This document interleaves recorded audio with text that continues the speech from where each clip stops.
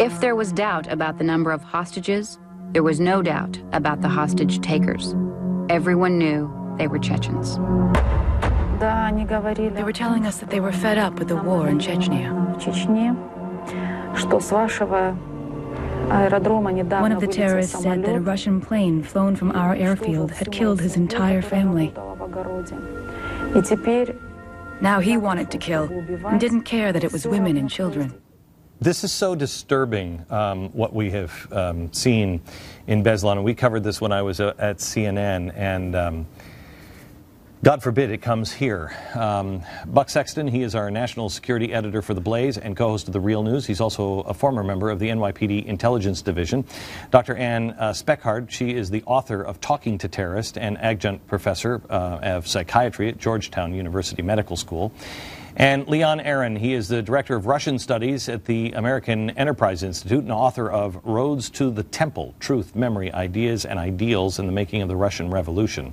All right, so let me start, Buck, I think with you on, show me as quickly as you can what I talked about when I was at Fox and everybody said I was a madman. This caliphate idea is absolutely real. And Chechnya plays a role in that. Absolutely, yeah.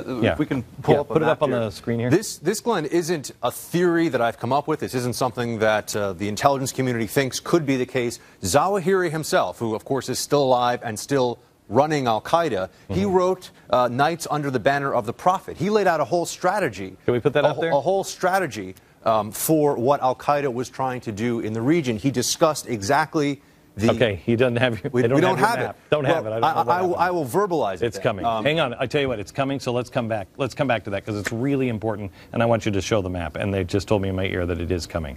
So,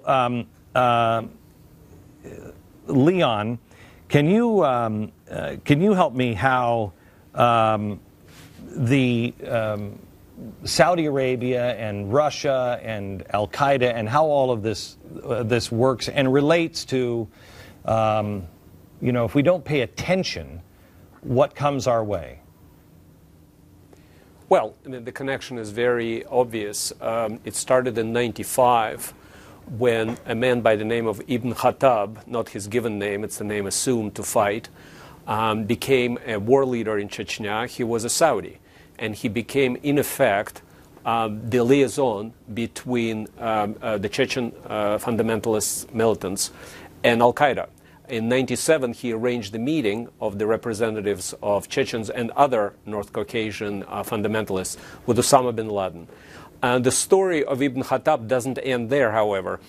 He was a co-leader with Shamil Basayev, another Chechen warlord, in the invasion of Dagestan, it's a neighboring republic, in August of 1999.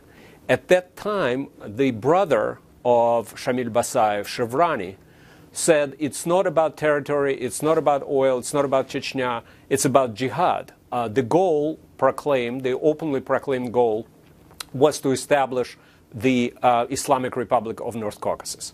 The Saudi connection also goes through the so-called Benevolent International Foundation, which was based in Michigan. It's sort of like the Holy Land Foundation, of which I know you spoke and your audience knows. We didn't touch them. They existed for almost 10 years until 9/11. We started investigating them. And it turns out that it was fully funded by Saudi Arabia, and 42% of its worldwide distribution of fund went to one tiny place on earth, and that was Chechnya. Okay. And not only that, but the officer who ran the Chechnya office was later turned out to be one of the members of the Al-Qaeda Shura, which is a military council. Go ahead over to the map here, Buck. I want to show you which one. You guys just took it off the monitors. Can you put it on? There it is. The reason why I want to show you this is because what he's saying here is this is why it's so important for us to find out who is involved and not dismiss these kids or the Saudis on this? Explain what's happening. Well, this is the theory. This is from Zawahiri himself. Now, as we know, there was a whole lot of people coming from all these areas and fighting in the Afghan jihad. Afterwards, when Al-Qaeda was just beginning to become what it was, Zawahiri said, listen, if we can get this area, if we can actually get Chechnya, that becomes a forward operating base all the way right across into here. You have Iran, Iraq to its south. He said next after that, Turkmenistan will fall, because Turkmenistan right now has a strongman. By the way, the 4th largest proven natural gas reserves in the world. This thing is basically like Saudi Arabia in the making. Then after Turkmenistan, it just becomes dominoes across the stands, as we call them, going down into Afghanistan, Pakistan. All of these areas have either very strong, in the case of Afghanistan or Pakistan, or nascent Islamist terrorist movements. They want to be the funding source and the ones who train the rest of these guys all the way across into here, which is an area that roughly corresponds with Khorasan, by the way, which has a lot of significance to the jihadi community. Which is also, if you're a Christian, you might know. This also here, this is Syria. So we're about to hand them this. We just handed Egypt, Iraq, then Turkey. We know Turkey is not a friend. So you start to see, and then it connects over to Africa, and it all starts to connect to a grand caliphate. And these states are under strongmen. They are considered to be U.S. puppets. They tend to have weak governments, so you can see how that plan is still the plan. Okay, so let me take a quick Glenn, break. Yeah, go ahead, real quick. Okay. No, go ahead, real quick. Well, I want to tell a short story after the break about Zawahiri and Chechnya. Okay, and then I also want to talk to Anne, who she actually interviewed some of those kids that were, and their parents after Beslan, and we'll continue our conversation here in just a second. I talked to the principal of the school.